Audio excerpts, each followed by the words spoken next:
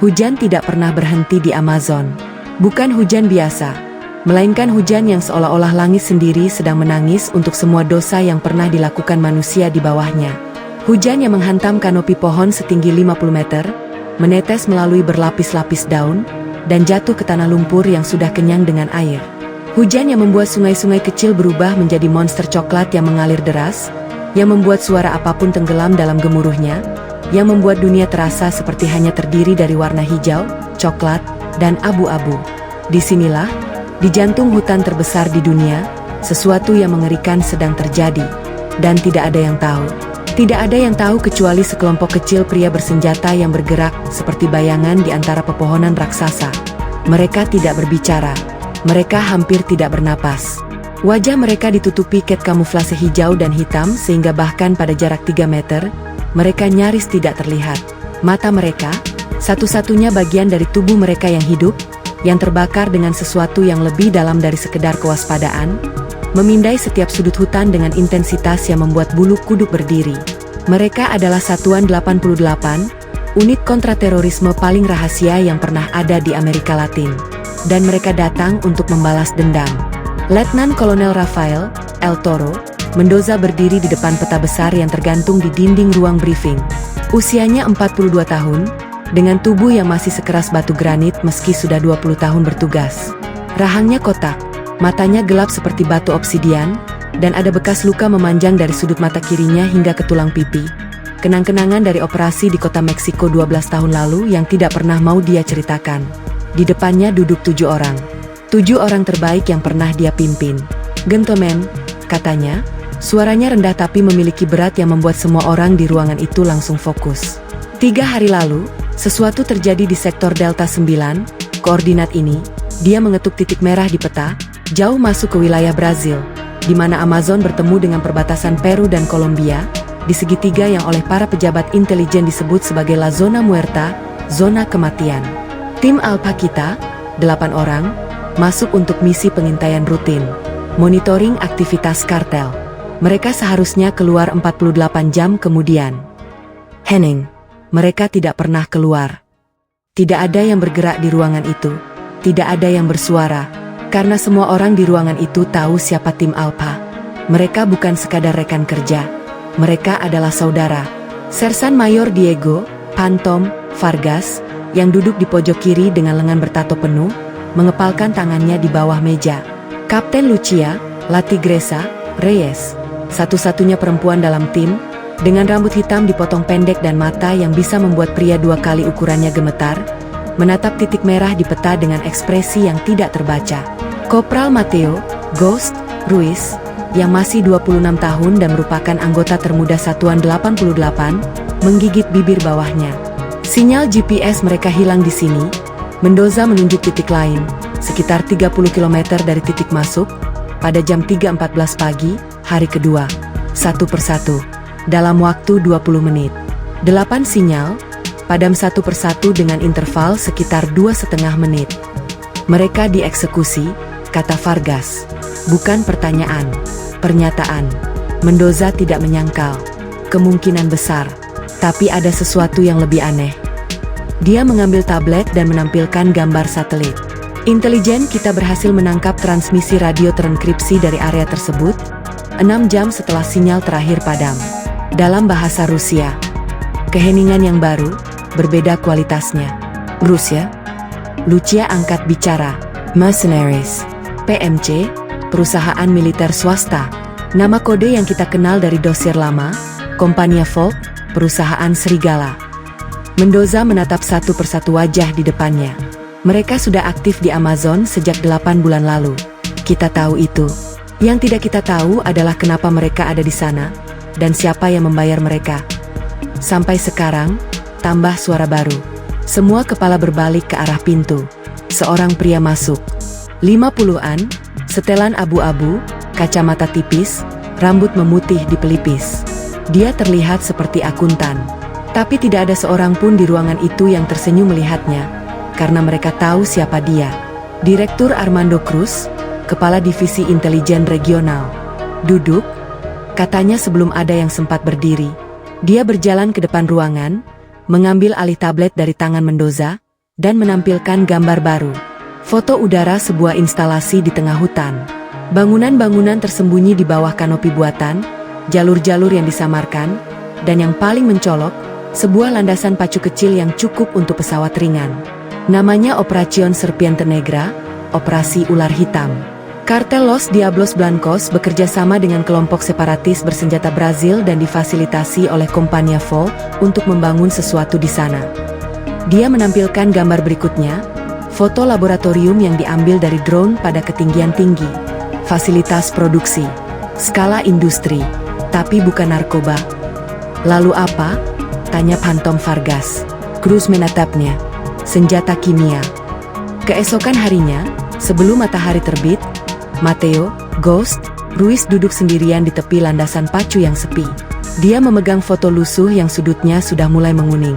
Foto tim Alpha, 8 wajah tersenyum, diambil 6 bulan lalu saat perayaan ulang tahun pangkalan. Dia mengenal setiap wajah itu. Sersan Pablo Ruiz, kakak kandungnya, ada di barisan belakang, tertawa lepas dengan tangan di bahu rekannya. Mateo menekan foto itu ke dadanya.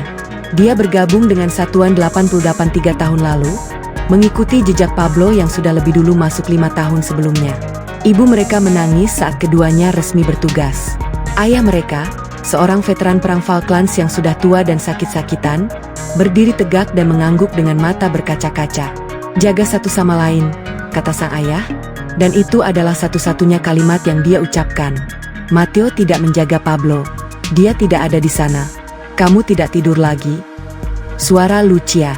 Dia muncul dari bayangan, memegang 2 cangkir kopi hitam, dan duduk di sebelah Mateo tanpa meminta izin. Tidak bisa, jawab Mateo jujur. Lucia memberikan 1 cangkir kepadanya. Mereka duduk dalam diam untuk beberapa saat, mendengarkan suara hutan jauh di sana, jangkrik dan katak yang bernyanyi dalam paduan suara purba. Pablo itu prajurit terbaik yang pernah aku lihat, kata Lucia akhirnya. Waktu operasi Cartagena 2 tahun lalu, dia yang menarikku keluar saat aku tertembak di paha.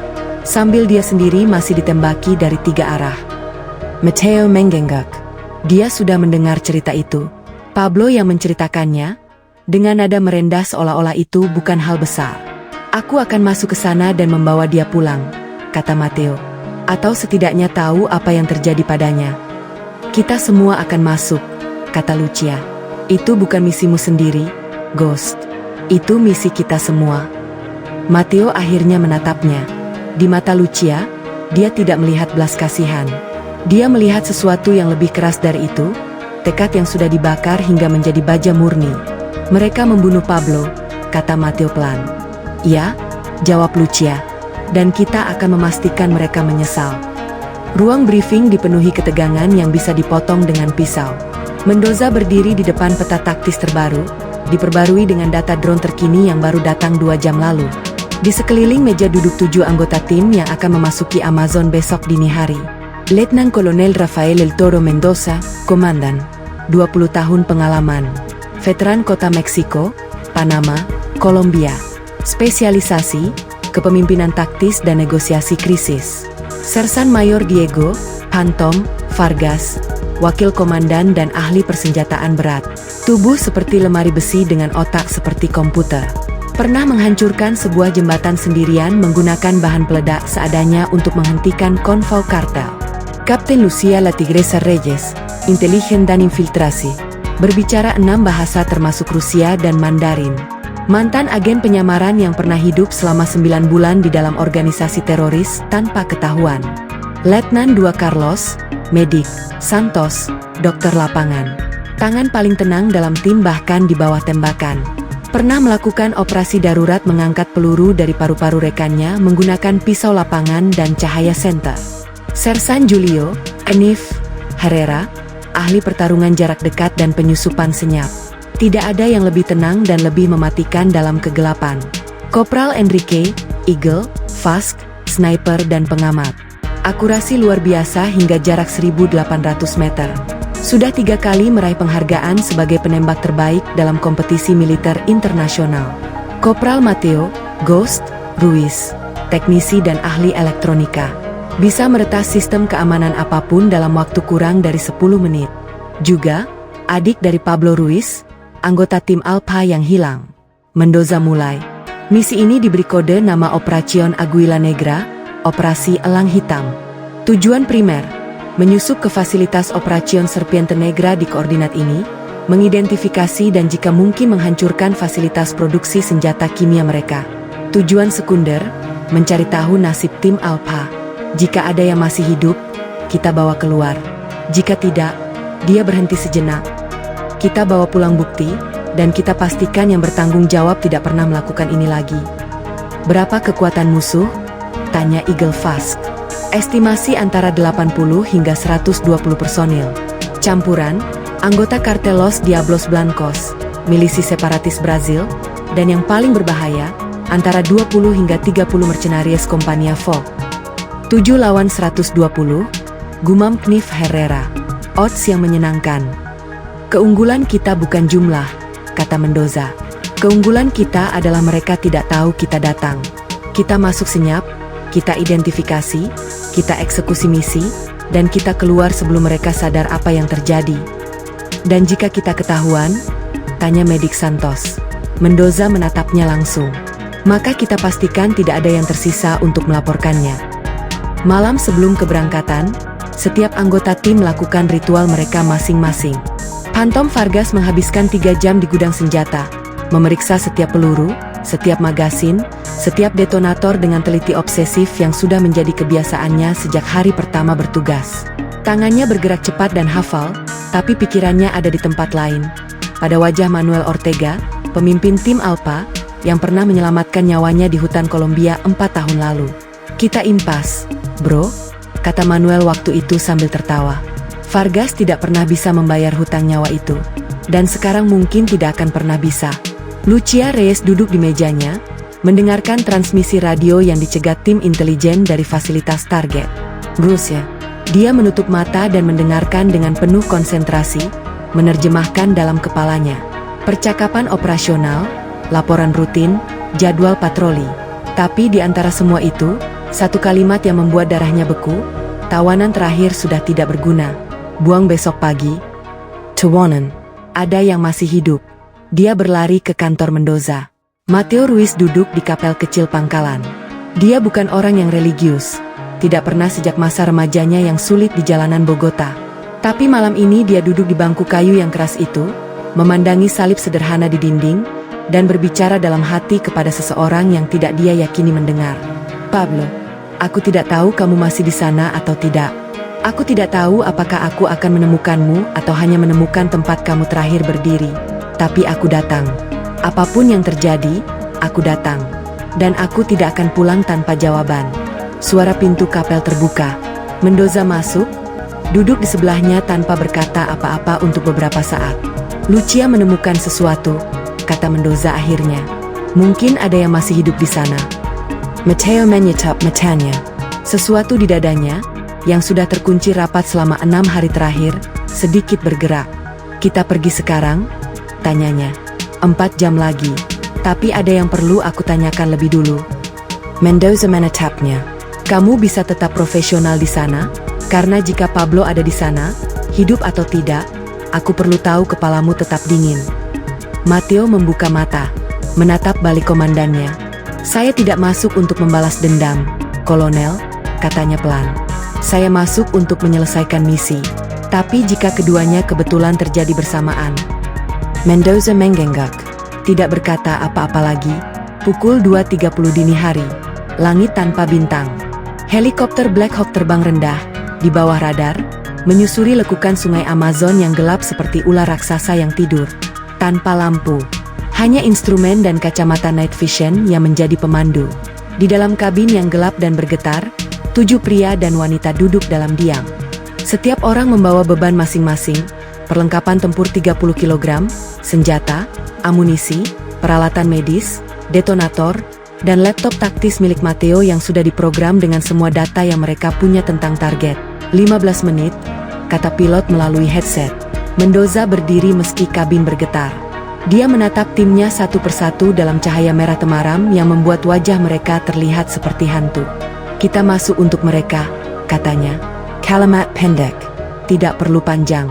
Semua orang tahu siapa yang dimaksud. Tidak ada yang menjawab. Tapi Matteo melihat rahang Phantom Vargas mengeras. Melihat tangan Lucia menggenggam senjatanya lebih erat. Melihat Eagle Fast menutup mata sejenak.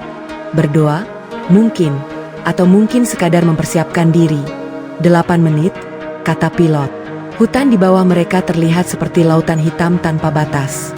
Tidak ada cahaya, tidak ada tanda kehidupan. Hanya kegelapan dan hujan yang mulai turun lagi, menghantam kaca kokpit dengan suara seperti ribuan peluru kecil. Tepat ini adalah saat Matteo pertama kali merasakan sesuatu yang dia tidak bisa beri nama. Bukan ketakutan. Dia sudah terlalu sering masuk ke situasi berbahaya untuk takut dengan cara biasa. Bukan juga kegembiraan, ini bukan momen untuk itu. Ini sesuatu di antaranya. Sesuatu yang lebih gelap dan lebih jujur. Ini adalah rasa lapar. Lapar untuk menemukan kebenaran. Lapar untuk melihat wajah orang-orang yang melakukan ini. Dan lapar untuk memastikan mereka membayar setiap sen dari hutang darah yang mereka tanggung. 1 menit. Persiapkan diri. Pintu kabin dibuka. Angin basah Amazon menghantam mereka seperti tembok. Bau tanah basah, daun membusuk, dan sesuatu yang lebih dalam, bau hutan yang sudah ada sejak sebelum manusia pertama berdiri di muka bumi. Kali turun. Puente Mendoza. Dan satu persatu, Satuan 88 meluncur ke dalam kegelapan di bawah. Tanah menyambut mereka dengan lumpur yang menelan sepatu boot hingga ke pergelangan kaki. Helikopter segera naik dan menghilang. Suaranya tenggelam oleh hujan dalam hitungan detik. Tiba-tiba 7 orang itu berdiri sendirian di tengah kegelapan absolut. Hanya dengan kacamata night vision yang mengubah dunia menjadi lanskap hijau kabur. Pembentukan Delta. Paisik Mendoza. Tidak lebih keras dari desah napas. Mereka bergerak. Phantom mengambil posisi paling depan, senjata terarah. Knife Herrera dan Eagle Fast menjaga sisi kiri dan kanan. Lucia dan Matteo di tengah. Medik Santos dan Mendoza di belakang, menjaga ekor formasi. Mereka bergerak dalam diam yang total, bukan sekadar tidak berbicara, tapi bergerak dengan cara yang meminimalkan setiap suara. Kaki ditempatkan dengan hati-hati, digulingkan dari tumit ke ujung jari untuk menghindari suara langkah. Perlengkapan diikat ketat agar tidak ada yang bergesekan.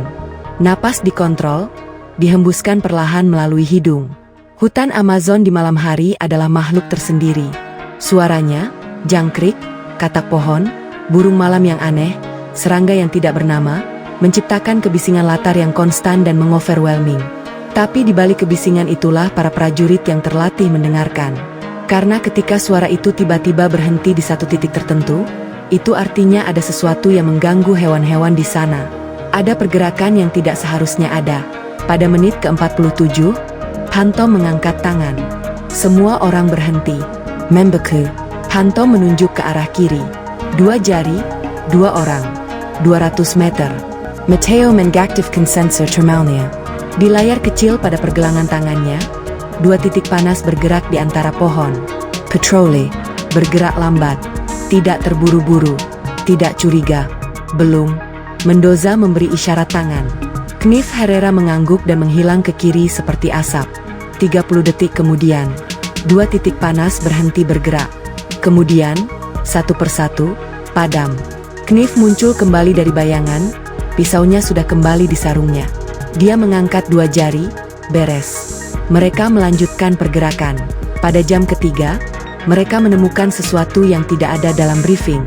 Eagle Fast, yang memimpin pengintaian 200 meter ke depan, memanggil lewat radio dengan kode yang berarti, hentikan semua pergerakan, ada sesuatu yang harus dilihat. Mereka berkumpul di sekitar Eagle, yang berjongkok di tepi sebuah lubang besar di tanah. Bukan lubang alami, lubang yang digali, sekitar 2 meter kali 3 meter, dengan dinding yang rapi dan bekas cangkul yang masih segar. Lubang Cuban Mossel. Mendoza menyinari bagian bawahnya dengan senter merah yang redup. Mereka semua melihat. Matteo harus memaksa dirinya untuk tetap berdiri dan tidak berlutut.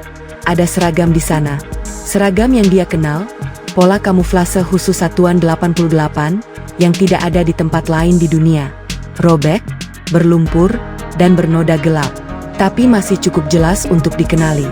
Hitung, Paisik Mendoza. Lucia turun ke lubang dengan gerakan hati-hati, menghitung dengan cepat.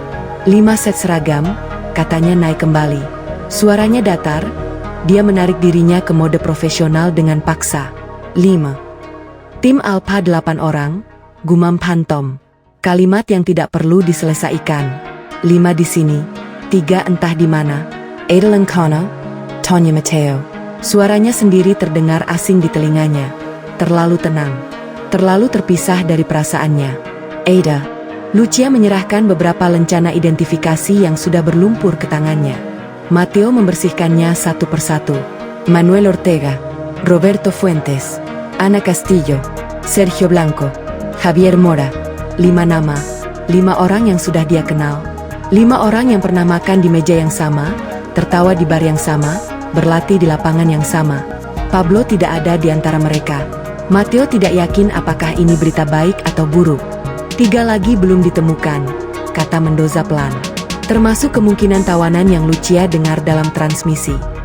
Dia menatap chimney. Kita lanjutkan. Kita belum selesai. Jam 5.15 dini hari. Langit masih gelap. Tapi di Cakrawala Timur ada guratan abu-abu yang mengisyaratkan fajar yang mendekati. Mereka berbaring di atas bukit kecil yang tertutup semak, memandang ke bawah melalui kacamata night vision dan teropong taktis. Di bawah mereka, tersembunyi di bawah kanopi pohon dan jaring kamuflase buatan, berdiri fasilitas Operacion Serpiente Negra, lebih besar dari yang ada di foto satelit. Jauh lebih besar. Bangunan utama, 2 lantai, konstruksi semi permanen dari logam dan beton, berdiri di tengah area yang sudah ditebangi pohonnya sekitar 1 hektar. Di sekeliling bangunan ada tembok dari karung pasir setinggi 2 meter, menara pengawas di 4 sudut, masing-masing dijaga 2 orang bersenjata berat. Generator diesel yang besar humet pelan, menyuplai listrik ke seluruh fasilitas. Di dekat bangunan utama, sebuah bangunan lebih kecil dengan ventilasi khusus di atapnya. Laboratorium. Di sebelahnya, gudang yang dijaga 2 orang dengan senjata otomatis. Dan di sudut fasilitas, hampir tersembunyi dari pandangan, sebuah bangunan kecil terpisah dengan 1 pintu besi dan tanpa jendela. Itu sel tahanan, bisik Lucia. Kamu yakin? Tanya Mendoza. Ventilasi terbatas, pintu besi, dijaga 2 orang langsung, bukan gudang biasa. Lucia mengamati lebih lama, dan lihat penjaganya. Mereka tidak menghadap keluar. Mereka menghadap pintu. Itu penjagaan tahanan, bukan penjagaan persediaan. Matteo menghitung kepala musuh yang terlihat. 2 di tiap menara, 8. 2 di depan sel, 2. Patroli bergerak yang dia bisa identifikasi dari pergerakan titik panas di sensornya, minimal 6. Dan itu yang terlihat. Yang tidak terlihat bisa 2 kali lipatnya. Tidur, istirahat, atau bertugas di dalam bangunan. Kita tunggu konfirmasi cahaya matahari sebelum masuk? Tanya Eagle. Mendoza menggeleng pelan. Transmisi yang Lucia dengar bilang tawanan akan dibuang pagi ini. Kita tidak punya waktu menunggu. Dia memutar pandangannya sekali lagi ke seluruh fasilitas. Kita masuk dalam 20 menit. Sebelum pergantian shift penjagaan jam 6. Dia membagi tugas dengan isyarat tangan yang sudah mereka latih ribuan kali. Eagle mengambil posisi sniper di bukit, mengcover area terbuka. Knife dan Phantom menetralisir menara pengawas. Lucia dan Matteo bergerak ke bangunan sel. Medik Santos siap di posisi ekstraksi. Mendoza sendiri akan masuk ke bangunan utama. Jika ada yang salah, kata Mendoza, protokol Omega. Kalian tahu apa yang harus dilakukan. Semua orang mengangguk. Tidak ada yang berkata semoga berhasil atau hati-hati. Kata-kata seperti itu tidak ada tempatnya di sini. Mereka berpisah ke posisi masing-masing, melebur ke dalam kegelapan hutan, dan mulai mendekati fasilitas dari sudut yang berbeda seperti tangan sebuah mesin yang bekerja sinkron. Jam 5.33 dini hari. H-7 menit. Di kejauhan, guntur bergulung di atas Amazon. Hujan baru akan datang. Matteo merayap maju melalui lumpur, jantungnya berdetak stabil dan keras, pikirannya kosong dari semua hal kecuali satu langkah di depan yang lain. 1 napas setelah napas berikutnya. Dan di balik pintu besi itu, mungkin, hanya mungkin, saudaranya masih bernapas. H-4 menit. Eagle memposisikan diri di balik pohon besar, memasang bipod senapan snipernya ke akar yang menonjol, mengkalibrasi skopenya untuk jarak dan angin. Knife sudah menghilang, tidak ada yang tahu di mana dia sekarang, bahkan rekan satu timnya. Itu adalah keahliannya. Menjadi tidak ada sampai tiba-tiba dia menjadi segala-galanya. Phantom merayap di sisi berlawanan dengan senapan berat di punggung dan 3 granat diikat pinggangnya. H-1 menit. Mendoza menekan tombol komunya 2 kali. Sinyal siap. 6 respons 2 ketukan kembali. Semua posisi terkonfirmasi. Dia menarik napas dalam-dalam. Menutup mata selama 3 detik. Dalam 3 detik itu, seluruh hidupnya, istrinya di Bogota, 2 anak perempuannya yang sudah besar, 20 tahun misi yang entah berapa yang hampir membuatnya tidak pulang, semuanya berlalu seperti film cepat. Kemudian dia membuka mata. Dan Letnan Kolonel Rafael El Toro Mendoza menghilang. Yang tersisa hanyalah prajurit. H-0. Guntur pertama dari badai yang baru meledak di atas hutan.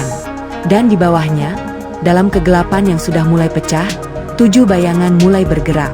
Guntur pertama meledak tepat saat Knif Herrera muncul dari kegelapan di belakang penjaga menara barat laut.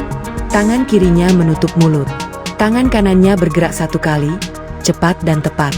Penjaga pertama jatuh tanpa suara. Penjaga kedua, yang berdiri 2 meter lebih jauh dan baru mulai berbalik karena mendengar sesuatu yang tidak beres, tidak sempat menyelesaikan gerakan itu. Knif sudah ada di sana, di sisi kebutaannya, dan 1 detik kemudian penjaga itu juga jatuh ke lantai kayu menara dengan pelan, seolah-olah sekadar memutuskan untuk tidur. Di Menara Tenggara, Phantom Vargas melakukan hal yang kurang lebih sama, tapi dengan cara yang lebih kasar. Dia bukan penyusup halus seperti Knif. Dia adalah kekuatan. 2 penjaga di menaranya adalah pria besar bersenjata AK-47, dan ketika salah satunya sempat bereaksi dan mengangkat senjatanya, Phantom menghantam pergelangan tangannya dengan 1 gerakan yang mematahkan tulang, kemudian menyelesaikan semuanya sebelum teriakan bisa keluar. 2 menara bersih. Di telinga Matteo, suara ketukan 2 kali. Konfirmasi dari Phantom dan Knif. Matteo dan Lucia sudah di posisi 7 meter dari pintu besi sel tahanan, bersembunyi di balik tumpukan drum logam yang bau solarnya menyengat hidung.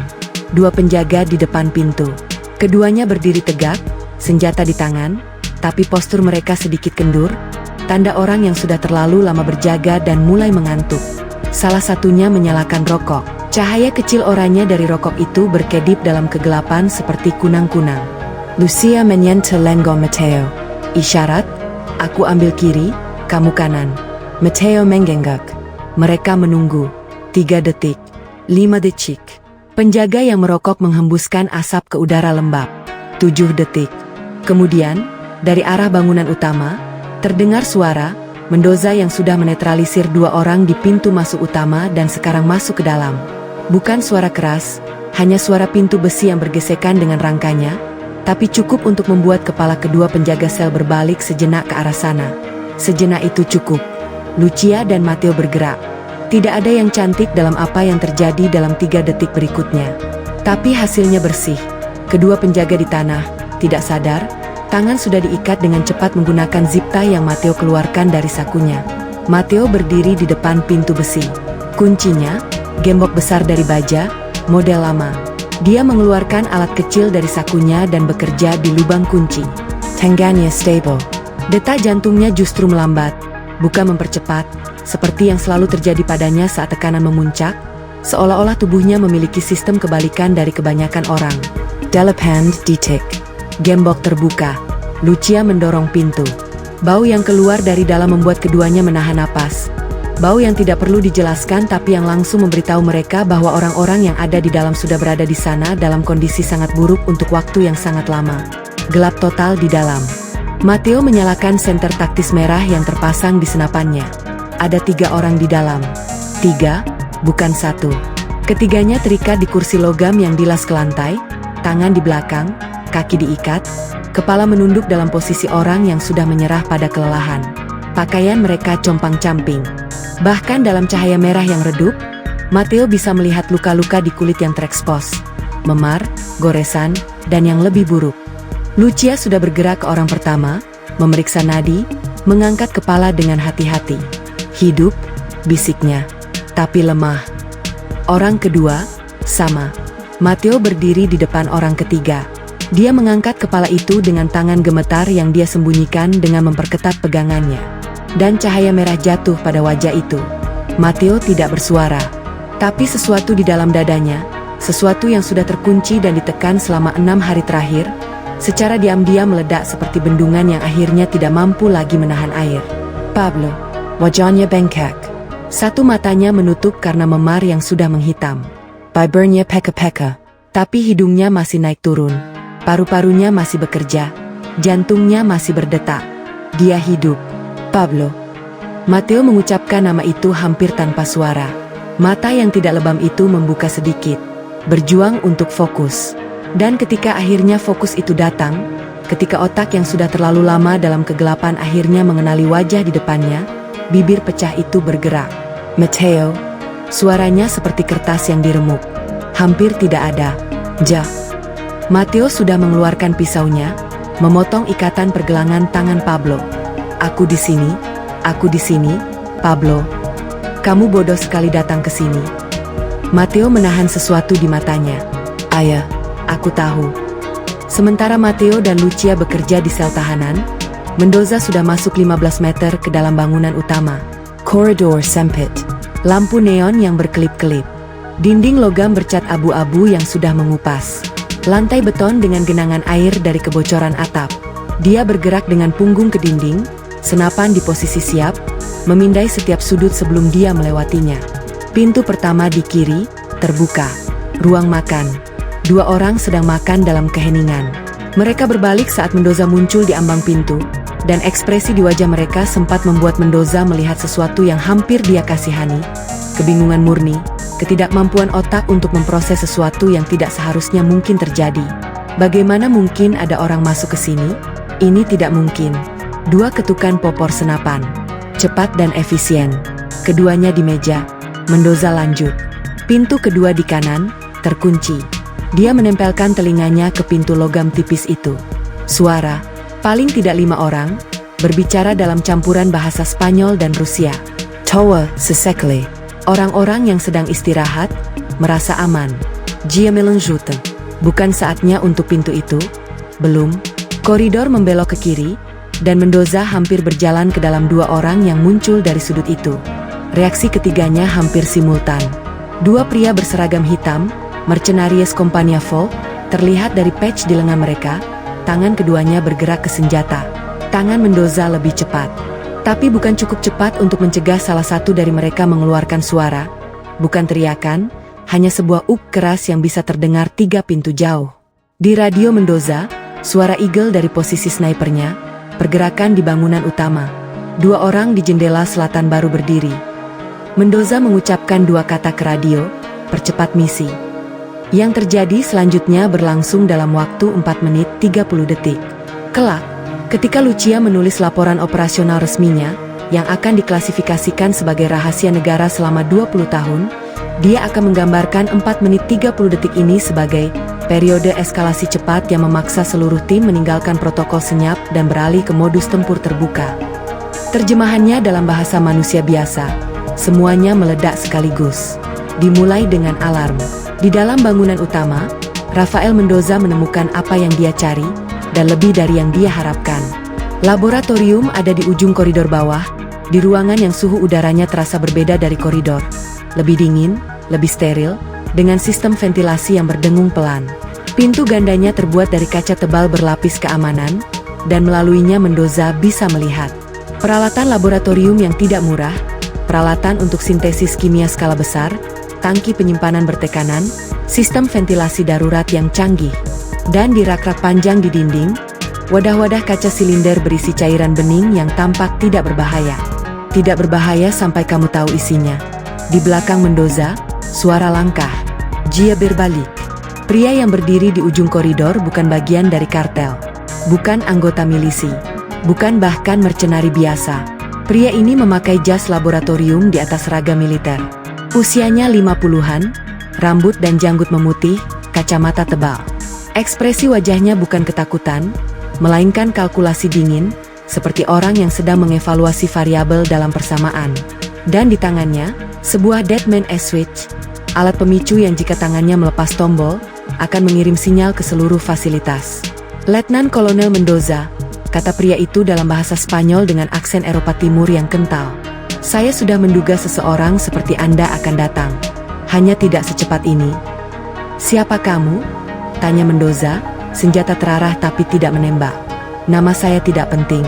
Yang penting adalah apa yang ada di tangan saya. Dia mengangkat sedikit tangannya, memperlihatkan Deadman S-Switch dengan lebih jelas. Jika saya lepaskan ini, muatan pembakar di seluruh fasilitas akan aktif. Laboratorium, gudang, barak, semuanya. Dalam suhu yang cukup tinggi untuk memastikan tidak ada kontaminan yang selamat. Gia Berinci, termasuk tim Anda yang sedang membawa tawanan keluar di luar sana. Mendoza tidak bergerak. Kamu akan ikut terbakar. Martir untuk sains. Pria itu tersenyum tipis. Ada orang yang menganggap itu kehormatan. Dua pikiran bergerak simultan di kepala Mendoza. Yang pertama, dia tidak bohong tentang muatan pembakar. Di sepanjang koridor tadi Mendoza sudah melihat tabung-tabung kecil di setiap sudut yang bentuknya dia kenal dari latihan perang kimia. Yang kedua, seorang manusia yang benar-benar siap mati tidak akan repot-repot menjelaskan ancamannya. Orang yang benar-benar siap mati cukup menekan tombol. Orang ini ingin sesuatu. Kamu mau apa? Tanya Mendoza. Saya mau jaminan. Saya, tim saya yang tersisa, dan semua data penelitian ini, kami keluar dari sini hidup-hidup dan pergi ke tempat yang aman. Sebagai gantinya, saya berikan kamu lokasi gudang sekunder dan semua dokumentasi untuk dilaporkan ke atasan Anda. Gia menatap Mendoza. Kesepakatan yang masuk akal. Di radio di telinga Mendoza, suara Lucia, El Toro, kita keluar dari sel, menuju titik ekstraksi. 3 tawanan bersamaku dan Ghost. Tapi ada kontak banyak di selatan, butuh bantuan. Mendoza tidak berkedip, tidak bereaksi pada suara Lucia. 20 detik, katanya kepada pria di depannya. Saya perlu 20 detik untuk berpikir. Anda punya 10. Di luar, situasi berubah setiap 30 detik. Lucia memimpin kelompok 6 orang, dirinya sendiri, Matteo, dan 3 tawanan yang kondisinya jauh dari prima, menerobos kegelapan yang sekarang diterangi intermiten oleh kilat senapan dan 1 kebakaran kecil di sektor barat akibat granat Phantom. Pablo bergerak dengan lengan diletakkan di bahu Andrea Varela, kakinya berfungsi tapi lemah. Dimas Espino di belakang, memegang pistol yang Lucia berikan dengan tangan gemetar tapi penuh tekad. Matteo di depan, bergerak cepat tapi sering berhenti, memastikan jalur aman.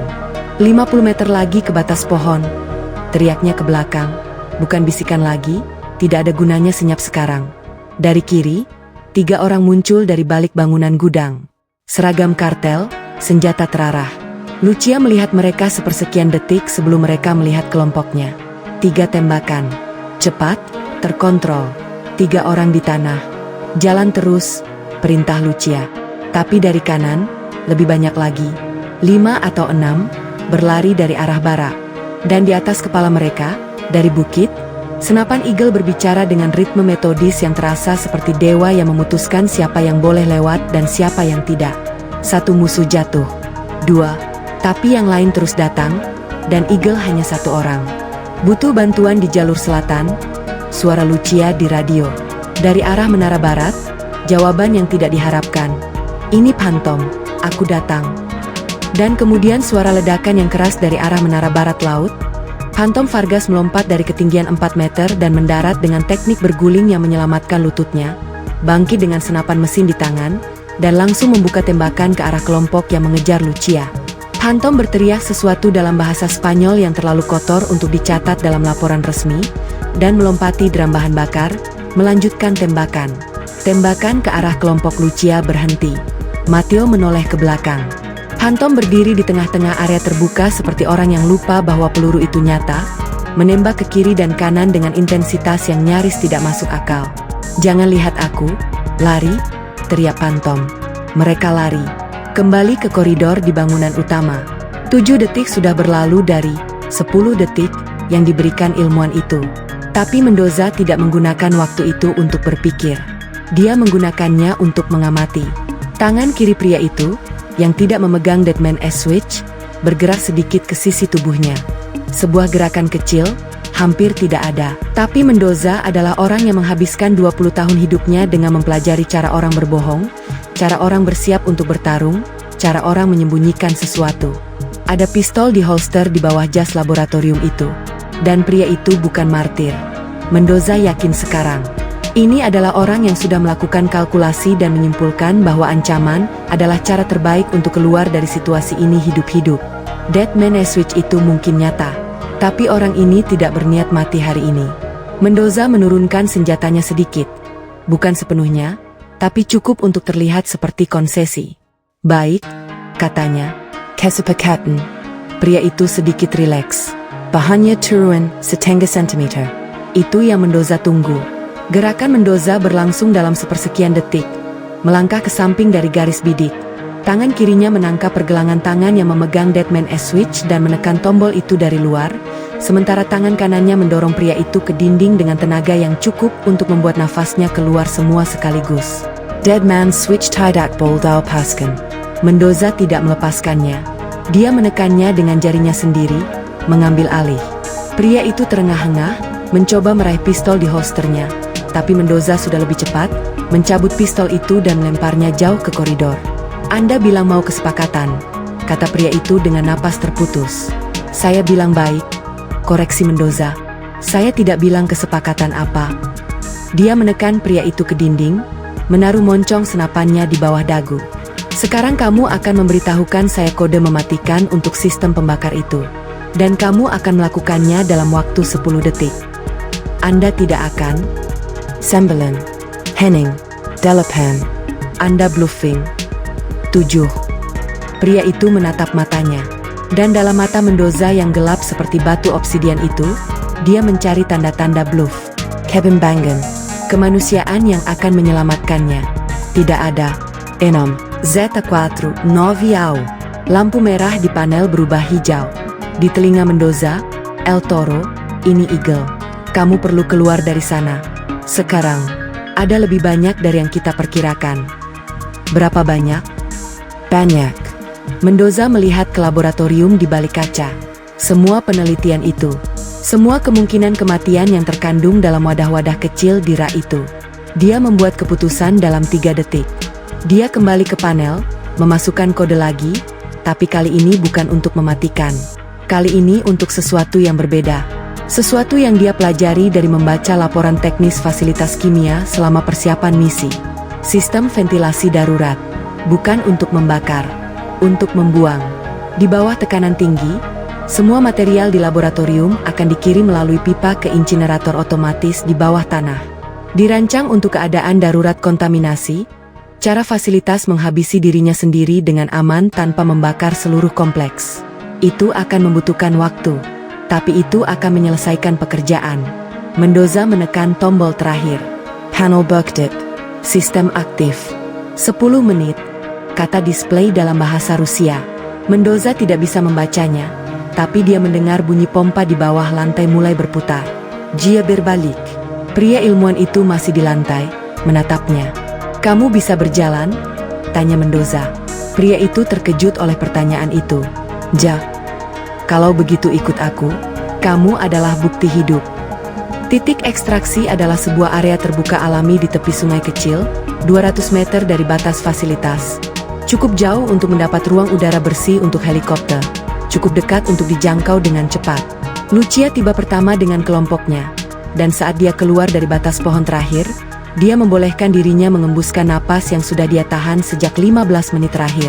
Pablo, Andrea, Dimas, ketiganya hidup. Kelelahan, luka, tapi hidup. Matteo membantu Pablo duduk di akar pohon besar. Dalam cahaya fajar yang mulai menerangi sungai dengan warna emas pucat, dia bisa melihat kondisi kakaknya lebih jelas sekarang, dan perutnya menegang. Kamu butuh dokter, kata Matteo. Aku baik-baik saja, kata Pablo. Suaranya masih parau tapi sudah lebih kuat dari di dalam sel tadi. Kamu punya 2 tulang rusuk yang kelihatannya patah, mata yang hampir menutup, dan kamu gemetar. Aku bilang aku baik-baik saja. Pablo menatap adiknya. Kemudian, lebih pelan, kamu datang. Aku bilang akan menjagamu. Kamu tidak pernah bilang itu. Ayah yang bilang. Pablo terdiam. Kemudian sesuatu di wajahnya yang bengkak itu bergerak. Bukan senyum, terlalu sakit untuk itu, tapi ada sesuatu yang mendekati senyum di matanya. Ayah akan bilang apa yang kita lakukan ini bodoh sekali, kata Pablo. Iya, setuju Matteo. Dan kemudian dia akan bangga sekali. Dari dalam hutan, suara tembakan yang masih berlanjut. Hanto masih bertempur, Eagle masih menembak dari posisinya, memperlambat kejaran musuh. Kemudian suara langkah berat. Dan Phantom Vargas muncul dari hutan dengan senapan di satu tangan dan darah di lengan kirinya yang dia tampaknya tidak sadari atau tidak pedulikan. "Knif!" teriaknya ke hutan. 2 detik kemudian, Knif Herrera muncul dari arah yang sama sekali berbeda dari yang diharapkan siapapun. Dari sisi kanan, bukan dari belakang Phantom. Dia entah bagaimana sudah memutar mengelilingi kelompok pengejar dan mengacaukan koordinasi mereka. "Medic, panggil Lucia." Carlos Santos sudah ada di sana. Tasnya terbuka, langsung memeriksa Pablo, Dimas, dan Andrea dengan gerakan cepat dan tenang yang menjadi tanda tangannya. Yang masih belum ada, Mendoza. Lucia memeriksa jam. Helikopter seharusnya datang dalam 4 menit. El Toro. Dia menekan radio. Status. Kemudian, 2 menit. Saya membawa 1 tawanan tambahan. Konfirmasi, tawanan atau tahanan. Tawanan, tapi jenis yang berguna. Tawanan, tapi jenis yang berguna. 1 menit 40 detik kemudian, Mendoza keluar dari trelin dengan pria berjas laboratorium di depannya. Tangan pria itu terikat di belakang dengan zip tie. Wajah Mendoza tidak terluka, tapi ada robekan di bau seragamnya yang tidak ada sebelumnya. "Siapa ini?" tanya Lucia. "Pertanyaan yang sangat bagus," kata Mendoza. Dan jawabannya akan membuat beberapa orang di Bogota dan Washington sangat tidak nyaman. Dia menatap sekeliling, menghitung kepala. Wajahnya berubah ketika dia melihat Pablo, Dimas, dan Andrea. Sesuatu yang keras di wajahnya melunak satu momen. "Kalian masih hidup." Pablo mengangkat tangannya sedikit, sapaan yang lelah tapi nyata. Dari langit, suara yang mereka tunggu, rotasi baling-baling helikopter yang mendekat. Bab 17, Ledakan Fasilitas. Mereka sudah di udara 16 menit ketika fasilitas Operacion Serpiente Negra berhenti ada. Bukan ledakan dramatis seperti di film. Insinerator bawah tanah yang Mendoza aktifkan bekerja seperti yang dirancang, pelan, menyeluruh, dan bersih. Tidak ada asap hitam atau bola api yang menjilat langit. Hanya penurunan bertahap dari satu struktur menjadi puing-puing yang tidak bisa memberitahukan rahasia apapun lagi. Eagle, yang masih bisa melihat dari jendela helikopter, yang pertama melihat. Dia tidak berkata apa-apa, hanya mengangguk sedikit. Di dalam kabin yang bergetar, keheningan berbeda kualitasnya dari keheningan sebelum misi. Yang ini bukan keheningan ketegangan. Ini keheningan orang-orang yang terlalu lelah untuk berbicara tapi terlalu hidup untuk tidak merasakannya. Pablo duduk dengan kepala bersandar ke dinding kabin, mata tertutup. Mateo duduk di sebelahnya dengan punggung lurus, menatap ke depan. Sesekali bahunya menyentuh bahu Pablo, tidak disengaja, mungkin, tapi keduanya tidak bergerak menjauh. Lucia menulis di notebook taktisnya, laporan awal yang harus dia kirim segera setelah mendarat. Tangannya bergerak, tapi pikirannya ada di tempat lain, pada wajah-wajah di foto tim Alpha yang sekarang sudah lebih lengkap. 5 yang tidak bisa pulang, 3 yang akhirnya bisa. Phantom Vargas mendapat perawatan lukanya dari medik Santos. 3 goresan dan 1 luka yang lebih dalam di lengan kirinya yang ternyata adalah tanda granat pecahan yang dia tidak sadari karena adrenalin. Santos bekerja dengan itu semua dengan tenang, dan Phantom duduk dia membiarkannya. "Kamu harusnya bilang tadi," kata Santos. "Tadi ada yang lebih penting untuk dikerjakan," jawab Phantom. Santos tidak menjawab. Dia hanya melanjutkan pekerjaannya. Di sudut kabin, ilmuwan berjas laboratorium itu duduk dengan tangan terikat dan mata yang melihat keluar jendela ke hutan yang mengecil di bawah. Wajahnya tidak menunjukkan penyesalan. Tapi ada sesuatu yang mungkin bisa dibaca sebagai kelegaan, orang yang sudah berjudi dengan hidupnya dan ternyata tidak kalah. Mendoza duduk berhadapan dengannya, menatapnya. "Siapa yang membayarmu?" tanya Mendoza. Pria itu mengalihkan pandangannya dari jendela. "Pertanyaan yang salah, Kolonel." "Pertanyaan yang mana yang benar? Mengapa mereka membayar saya?" Dia menatap Mendoza dengan mata yang lebih tua dari usianya. "Apa yang sedang saya kembangkan di sana bukan hanya senjata kimia biasa. Itu adalah sesuatu yang bahkan negara-negara besar belum punya. Dan orang-orang yang membayar saya, mereka bukan kartel. Kartel hanyalah fasilitas, logistik. Orang-orang di belakang mereka adalah orang-orang yang namanya ada di papan direksi perusahaan-perusahaan yang sahamnya Anda mungkin punya di rekening pensiun Anda." Mendoza menatapnya tanpa ekspresi. "Kamu akan memberitahu saya semua nama-nama itu." "Itu yang saya rencanakan." Pria itu hampir tersenyum. "Saya bukan bodoh, Kolonel. Saya tahu nilai saya. Dan saya tahu bahwa nilai itu jauh lebih besar jika saya bekerja sama daripada jika saya tidak. Fajar Amazon dari ketinggian 1000 meter adalah salah satu pemandangan paling luar biasa yang pernah ada di muka bumi. Lautan hijau yang tidak bertepi, dibelah oleh ular-ular coklat sungai yang memantulkan cahaya matahari yang baru terbit, dengan kabut tipis yang melayang di atasnya seperti nafas dari sesuatu yang purba dan tidak bernama. Eagle Fask menatapnya melalui jendela helikopter dengan mata yang sudah setengah menutup karena kelelahan. Dia memikirkan sesuatu yang aneh, bahwa pemandangan yang sama ini sudah ada di sini jutaan tahun sebelum manusia pertama berdiri di tepinya, dan akan masih ada jutaan tahun setelah manusia terakhir pergi. Bahwa hutan ini tidak peduli dengan misi mereka, tidak peduli dengan darah yang tertumpah di bawahnya tadi malam, tidak peduli dengan nama-nama yang tertulis di peta taktis maupun di batu nisan. Amazon hanya ada, besar, hijau, dan abadi. Dan di bawahnya, 5 anggota tim Alpha beristirahat di tanah yang tidak akan pernah bisa mengembalikan mereka. Eagle menyetap matanya.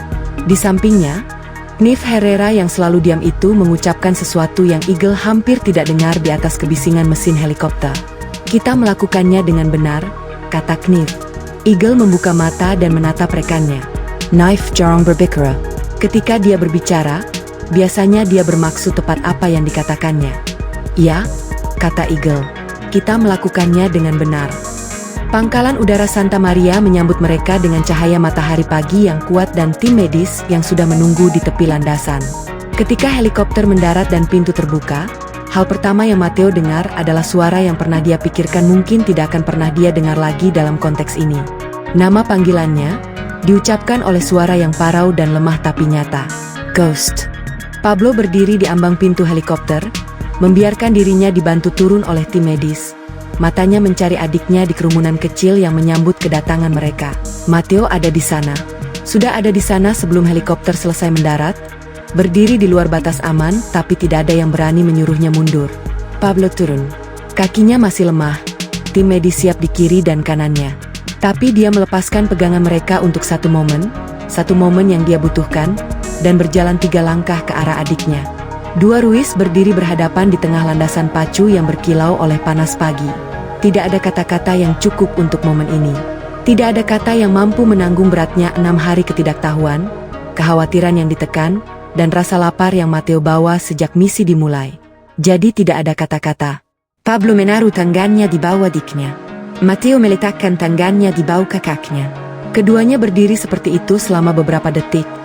2 prajurit yang sudah melihat hal-hal yang tidak bisa diceritakan kepada orang biasa, yang berbagi nama keluarga dan kenangan masa kecil di jalanan Bogota dan perintah ayah yang sudah tua.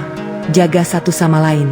Di belakang mereka, Mendoza berdiri dengan Direktur Cruz yang sudah menunggu di landasan, berbicara dengan suara rendah dan ekspresi serius tentang ilmuwan yang mereka bawa dan nama-nama yang akan membuat beberapa orang di tempat-tempat nyaman sangat tidak nyaman. Hantom Vargas berjalan ke ambulans dengan lengan yang sudah dibalut sementara, menolak duduk di branka. Lucia berjalan di sebelahnya, masih mencatat sesuatu di notebooknya tapi sesekali melirik Hantom dengan ekspresi yang menunjukkan bahwa dia tidak bisa memutuskan apakah dia terpesona atau frustrasi oleh ketidakacuhan pria itu terhadap rasa sakit.